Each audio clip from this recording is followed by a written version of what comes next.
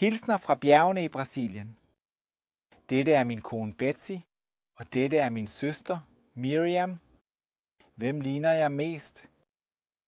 Min søster er A med fokus på livsstil. Hun er gift og mor. Min kone er derimod en elsker af naturlig medicin. Hun har taget flere kurser og er grundlægger og direktør for MedSet, en forening. Vores datter Daniela på 12 år vil I møde om lidt. Hej, venner. Vi er meget glade. Vi taler portugisisk, og vi er taknemmelige for teknologien, der oversætter til dit sprog. Vi er fyldt med taknemmelighed for at kunne dele et emne, der har givet os så meget fysisk velvære, men også glæde og sjælefred. Den primære motivation for at passe på vores sundhed kommer med Guds hjælp, så vi kan have et klarere og mere følsomt sind til at høre og forstå hans ord. Herren Gud har givet os en detaljeret sundhedshåndbog gennem inspiration i sit ord, og gennem Ellen Whites bog, som vi vil inkludere i beskrivelsen af denne video. Vi anbefaler alle, der søger fysisk, mental og åndelig helbredelse. Guds 8 naturlige midler er ernæring, motion, vand, sol, bådhold, ren luft, hvile og tillid til Gud. Ernæring. Så Miriam, kan du kommentere på ernæringsprincipperne? Uanset kulturen og de specifikke spisevaner i hvert land, kan du justere, ændre eller stoppe det, der er skadeligt. Og et forslag er jo ikke en pludselig ændring for familien. Bed Gud om visdom, så I kan få en positiv oplevelse og motiverende minder. Test nogle opskrifter og introducer gradvist nye koncepter. Nogle grundlæggende principper. 1. Mosebog 1:29 giver os en perfekt menu, frisk fra skaberens hænder, før selv det første måltid for Adam og Eva. Frugter, korn, frø, videre. Senere på grøntsager og rødder introduceret. Prøv at vælge så fuldkornet som muligt. Rigt på fibre. Hvad du kan spise råt, så prøv at spise det råt. Fibre reducerer risikoen for hjertesygdomme, kræft, diabetes og fedme. Hvor kan man få fibre? At spise friske rå frugter og grøntsager. Afligt. At spire korn er en fantastisk mulighed. Spis flere fuldkorn, ris og fuldkornsbrød i stedet for hvidt. Bønner, linser, nødder og frø, blade og grøntsager. Planlæg ikke mere end 3 måltider, hvor det første, morgenen, er det mest fyldige som en konge. Det andet måltid, tidligt på eftermiddagen, som en prins. Og hvis der er et tredje måltid om eftermiddagen, så gør det som en tigger, let og i små mængder, let fordøjeligt. Frugter er et godt valg, og ristet brød. Spis ikke imellem måltiderne. Kun drik vand. For en bedre fordøjelse bør der være et interval på 5 timer mellem måltiderne. De fleste mennesker vil have det meget bedre med kun 2 måltider om morgenen og 1 til frokost tæt på midt på eftermiddagen. Især hvis man har en mere stillesiddende livsstil og tilstrækkelig kropsreserve. Derhjemme spiser vi klokken 8 om morgenen og klokken 2 om eftermiddagen. En mængde, der gør os tilfredse og energiske. Og det er altid interessant at tage en fordøjelsespromenade efter måltidet. Det hjælper med at reducere blodsukkeret. Nu et spørgsmål. Hvad hvis jeg ikke har penge til at købe kød eller en lille ko til at få mælk. Bedre for dit helbred, ved I, når vi taler om enhver form for animalsk fødevare, kød, kylling, fisk, ost, mælk, æg. Jo mindre vi spiser, jo bedre. Vores familie har også valgt vegetarisme. Se nu her. Kolesterol er råmaterialet til at danne de seksuelle hormoner østrogen, progesteron, testosteron. Jo større mængde kolesterol der indtages, større er hormonubalance. Det fremmer kræft i produktionsorganerne hos kvinder, især bryster, æggestokke, livmoder og hos mænd testikel og prostatakræft. Øget forbrug af æg fremmer en tidlig modning, også før den rette periode i teenageårene. Også disse animalske fødevarer er syredannende og fremmer ledsmerter, hvilket er karakteristisk for autoimmune og rheumatiske sygdomme. Reducer også sukkerforbruget til et minimum.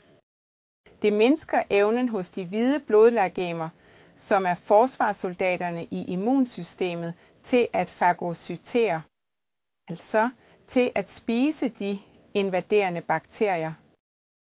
Uden at have indtaget sukker, er en leukocytsoldat i stand til at eliminere 14 bakterier på en halv time.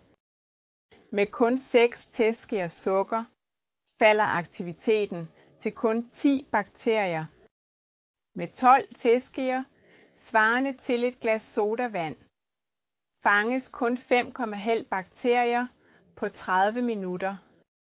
Med 24 teskeer sukker, som i en is, er forventningen, at en hvid blodcelle kun vil eliminere en bakterie. Så vi kan konkludere, at folk, der har et lavt sukkerforbrug, har en lavere forekomst af infektionssygdomme. Øvelse. Et rigtig godt eksempel på en øvelse, som min mand praktiserer meget godt. Han kan godt lide at lave fysisk arbejde. Efter at han havde studeret i Seniaria i Schweiz, kom han til Brasilien og planter nu mange banantræer. Siden jeg var ung, der har jeg altid kunnet lide at løbe, da jeg var 14 år. Kunne jeg godt lide at løbe, lave Cooper-løb. Så satte jeg mig mål og tænkte, når den bil, der kommer, når jeg når til den, skal jeg være ved den lygtepæl. Det gav mig et ekstra boost, så jeg satte mig mål og tænkte, når den bil kommer imod mig, så skal jeg være på den pæl. Så det gav mig et ekstra boost. Fysisk træning styrker hjertet, sænker blodtrykket, forbrænder overskydende kalorier og hjælper dig med at tabe dig, hvilket ikke er tilfældet for mig, og mindsker stress. Vælg en række forskellige øvelser, helst udendørs og i solen. Start langsomt og øg gradvist, men det skal gøres regelmæssigt, mindst 30 minutter dagligt, så du sveder og får pulsen op. Rigtig motion. Start langsomt og øg gradvist, men det skal gøres regelmæssigt, mindst 30 minutter dagligt, så du sveder og får pulsen op. Ægte motion. Eller hvis du foretrækker en mere intens træning, kan det være 2 eller 3 gange om ugen. I Schweiz, hvor jeg boede i min ungdom, regner det meget, så jeg kunne godt lide at svømme i en indendørs pool, men udendørs, i solen, i haven og involveret i nyttige aktiviteter er det givende. Vi kan høste gode frugter, men udendørs i solen, i haven og involveret i nyttige aktiviteter er givende. Vi kan høste gode frugter. Det er også godt at gå en tur lige efter måltidet, fordi det hjælper maden med at fordøje bedre. Tak, Daniel. Efter en intens aktivitet beder kroppen om vand.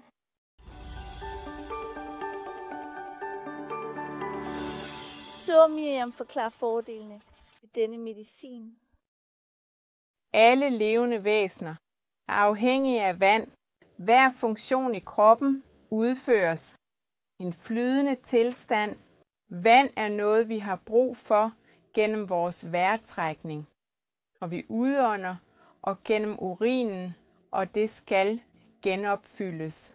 Mange gange kan almindelige problemer som hovedpine, forstoppelse og nogle rygproblemer lettes ved blot drikke tilstrækkeligt med vand, klar og lugtfri urin. En god indikator for, om vi drikker nok. For en voksen er 2 liter om dagen et minimum. For nylig har jeg øget mit eget indtag til 3 liter, og det bør tages 2 timer efter et måltid og indtil en halv time før det næste. Jeg kan godt lide denne rutine. Straks efter at du vågner, planlæg at drikke 2 til 4 glas vand, helst en halv time før morgenmaden. Mellem morgenmad og frokost, drik 2 til 4 glas, og 2 timer efter frokost, begynd at drikke igen, og prøv at beregne det sidste glas til godt før sengetid, så du ikke får en alt for afbrudt nat. Og brugen af vand, udvendigt Miriam. Jeg tror, det er et emne, du kan lide, koldt vand. Ja, efter et par minutter i dejligt varmt vand. Alligevel et dagligt bad, når det er muligt, er meget opfriskende. Og jeg kan godt lide at opfordre til kontrastbad med nogle skift mellem varmt vand i 2 til 3 minutter og koldt vand, som skal være kortere fra et halvt til 1 minut. Vi har også praktiseret dette dagligt med vores datter, siden hun var nyfødt, og det styrker virkelig immunforsvaret. I hverdagen begrænser vi os til en skift mellem varmt og koldt. Men ved det første tegn på en infektion, øger vi skiftene. Lav en gnidning på kroppen med vegetabilsk olie, især i lænderegionen. Denne mekaniske stimulans frigiver glædeshormoner. Lusala Daniela.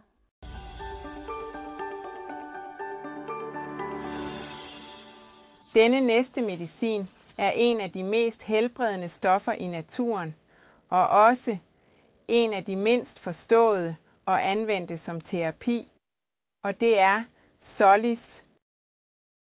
Min niece Daniela fortæller os fordele ved denne medicin. Med så lys hud er du bange for at blive udsat for solen. Nej, tante, solen er ikke en fjende, men vi skal vide, hvordan vi får gavn af dens fordele. Folk med lys hud som mig bør starte med 10 minutter og gradvist øge tiden, så huden forberedes til at tage imod en god mængde sol direkte på huden. Vi skal altid være meget forsigtige, for ikke at få forbrændinger. Vidste du, at kosten også spiller en rolle i reaktionen på solen? Der er en kost med lavt indhold af fedt, protein. Der blev lavet studier med kaniner, hvor en del af dem blev udsat for en kost med rå grøntsager, mens en anden gruppe blev fodret med foder, der var rigt på fedt og animalsk protein. Så udsatte de 2 grupper for ultraviolet stråling, og kaninerne på den fedtholdige kost udviklede hudkræft, men kaninerne på den rå vegetabilske kost forblev skyttede. Folk med en kost rig på fedt udvikler hudkræft hurtigere. Hvor trist, men meget interessant. Kaniner drager også fordel af en kost rig på fibre med græs og halm. En anden vigtig aspekt er, at øjnene får et fuldt spektrum af lys. Så tilbring tid udendørs, uden briller eller kontaktlinser. Jeg har også læst, at sollyset sænker blodtrykket, reducerer kolesterol og dræber bakterier og virus. Og måske det, der er blevet talt mest om for nylig, er, at det omdanner kolesterol lige under huden til vitamin D. Og i dag har de fleste mennesker mangel på vitamin D. Ja, dette vitamin styrker vores knogler, hjælper med at forebygge diabetes, kræft, hjerte-kar-sygdomme, forbedrer vores immunitet, fordi med solens eksponering stiger antallet af hvide blodlegemer, de små forsvarssoldater, og de dræber virus og bakterier. Og det er en fantastisk medicin mod depression. Nu skal vi tale om et andet emne, et andet middel, ådehold.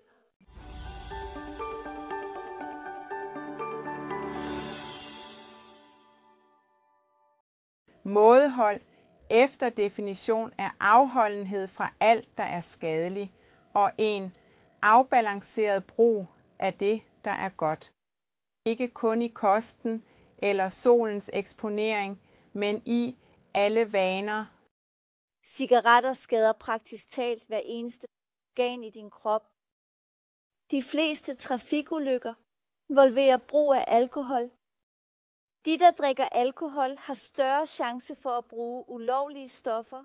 Kaffe, en populær, lovlig rusmiddel, og selvfølgelig er den vanedannende. Erstat gamle vaner med bedre. Få støtte fra familie og venner. Stol på Guds kraft til at overvinde. Gito.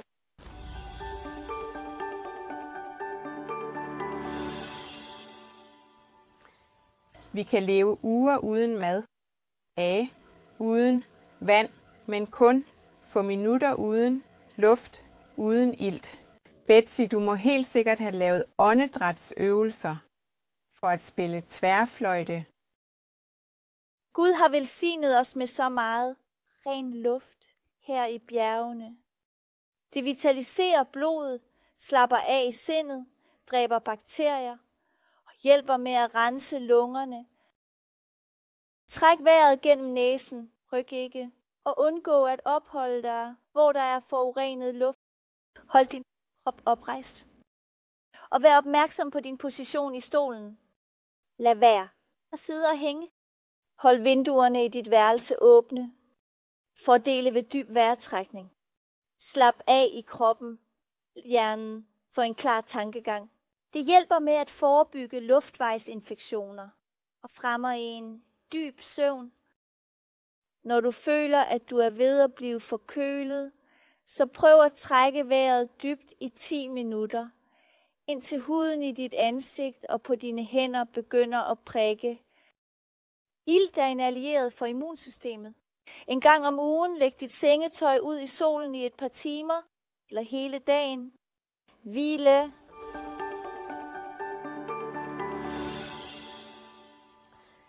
Ved du hemmeligheden bag en meget effektiv ansigtsmaske? Skriv det ned. En god nat. Hvad mere, Daniela? Du behøver ikke at lægge dig ned og sove for at kunne hvile.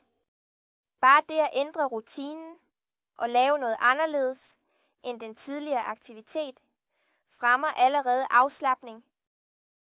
Så at bære sten efter en tung matematiktime er afslappende. Præcis. Efter at have båret sten kan du slappe af med at læse en bog. Så at variere mellem fysisk og mentalt arbejde er en af måderne. Også at gå en tur i skønheden af en skov efter intens stress. Anvend det, Daniela, i din studierutine. Tag en pause, gå en tur, drik vand, få sol og luft, så vil din koncentration og hukommelse blive fornyet. Nu, hvad angår nattesøvnen. Nogle anbefalinger. Sov 7-8 timer hver nat. Det er vigtigt at ligge ned, når maven allerede har afsluttet fordøjelsen. Spis tidligt, cirka 2-3 timer før du går i seng, og let mad. Og også Søvnen er den sødeste om natten, og den er forudgået af fysisk aktivitet. De, der træner deres muskler om dagen, sover godt om natten. Den vise Salomon siger, søvnen er sød for arbejderen, uanset om han spiser lidt eller meget. Men rigdommen lader ikke den rige sove. Også at have en rolig samvittighed og være i fred med alle. Det er jo interessant, hvordan alle medicin er forbundet. Ingen alkohol, cigaretter eller koffein. Åbn vinduerne og lad den friske luft komme ind. I indstillingerne på din telefon eller app er din skærm mere rødlig, hvilket reducerer mængden af blåt lys. Jo mindre du bruger din telefon eller en anden skærm, før du går i seng, jo bedre. Læs 20 minutter i Bibelen, før du går i seng, for det forhindrer at lide mareridt. Dæmp lyset i dit værelse. Især det hvide og blå. Bed Gud om at sove godt. At sove, det er vigtigt. Det øger smidigheden og kreativiteten i løbet af dagen. Reducerer risikoen for trafikulykker. Det øger evnen til at lære og huske, hvad man har lært. Og forbedrer evnen til at håndtere smerte. Det er essentielt at have en hviledag om ugen, og det hjælper meget at have en årlig ferie. Kom og besøg mig igen i ferien, Daniela. Planerne er allerede på plads. Tillid til Gud.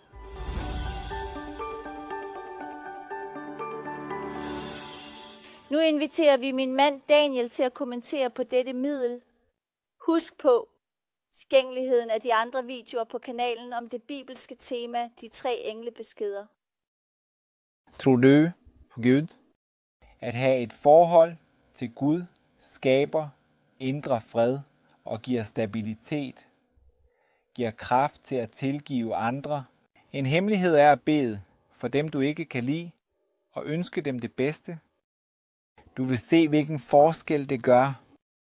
At have tillid til Gud bringer kærlighed ind i hjemmet og hjælper med at helbrede problemer og traumer. Hvordan vokser man i tillid? Tillid vokser gennem erfaring. Bønner, der bliver besvaret, styrker troen. Vær klar over, at Gud passer på os som en far. Og hvis vi ønsker hans nærvær og lever på en måde, så vi ikke fjerner os fra ham, så forlader han os aldrig. At bede er at tale med Gud som med en ven. Det giver os styrke til at møde livets udfordringer. Derfor kaldes det også sjælens åndedrag. Vi har her på vores sted et lille hjørne i haven, hvor jeg plejer at bede. Se i dit hjem, så sæt et særligt sted af, kun til at tale med Gud. Luk så døren og søg hans nærvær. Jeg kan også godt lide at bede ved skumringstid, ligesom Isak gjorde. Daniel og David satte tid af 3 gange om dagen til at have en lille snak med skaberen. Når vi træder ind i den åndelige kontekst, ønsker vi her at inkludere nogle vægtninger om forbindelsen mellem sindet og kroppen. 9 ud af 10 sygdomme har deres oprindelse i sindet. En forstyrrelse i hjemmet kan måske endda gnave i selve sjælen. Remediet forstyrrer sindet. Falske doktriner, såsom dem om et evigt brændende helvede, der forårsager evig pine af de ugudelige, giver et forvrænget syn på Guds karakter. Kristendommens religion, langt fra at forårsage vanvid, et af dens mest effektive midler. En kraftfuld beroligende for nerverne. Og for at afslutte denne tilgang til sundhed, vil vi berøre et emne, der sjældent bliver stillet spørgsmål ved, men som er så relevant for kvinders sundhed, at halvdelen af kvindesygdommene skyldes en fejl i påklædningen. Jeg vil lade jer 2 kommentere. Har du faktisk nogensinde været blevet spurgt af din læge om dit tøj? Det er sjældent, at man er enig. Men denne mangel mindsker ikke vigtigheden af at tage nogle overvejelser i betragtning. Først og fremmest kræver perfekt sundhed, perfekt cirkulation. Det kan man dog ikke have, når ekstremiteterne, arme og ben, som er langt fra de vitale organer, er kolde og ubeskyttede på grund af utilstrækkeligt tøj, mens 3 eller 4 gange mere tøj bruges over kroppen, hvor de vitale organer er, hvilket overbelaster hjertet, maven, leveren og bækkenorganerne med overskydende blod. For det andet skal hvert stykke tøj sidde til kroppen på en måde, så det ikke hindrer blodcirkulationen eller den frie og fulde vejrtrækning, uden at efterlade mærker på huden, samtidig med at det fremmer frie bevægelser og en korrekt holdning. Læg også mærke til, at dit undertøj, både det nederste, det øverste, ikke må hindre den passende cirkulation.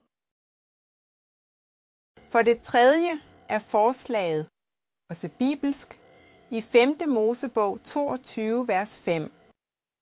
Det handler om, at i stedet for at iføre sig et par jeans, der er så moderne, og som har tendens til at holde det intime område fugtigt og indelukket, vil det være sundere at vælge det specifikt feminine stykke, som er kjolen eller nederdelen, der giver bedre ventilation, sammen med gode vaner for intimhygiejne.